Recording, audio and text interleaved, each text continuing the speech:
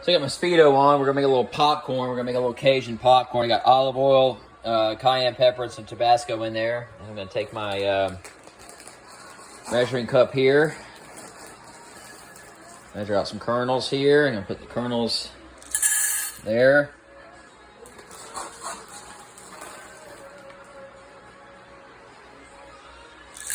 Put more kernels there. I think that's enough. And then I'm going to get something to stir that with. Fork is fine. Oh, hang on a sec. Wooden spoon.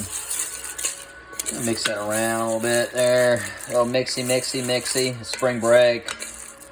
Drinking some Cape Cod today, some beers. Got my Speedo on. I'm excited about that. Not really. Bad laundry day. I'm gonna mix that all up in there.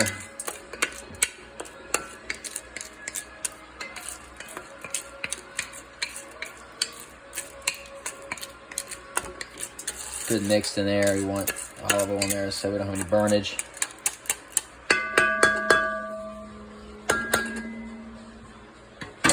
We're gonna put our Lodge on. This is a Lodge Dutch oven, so I'm gonna give that props, and I'm gonna hit the simmer, and then we'll show you later.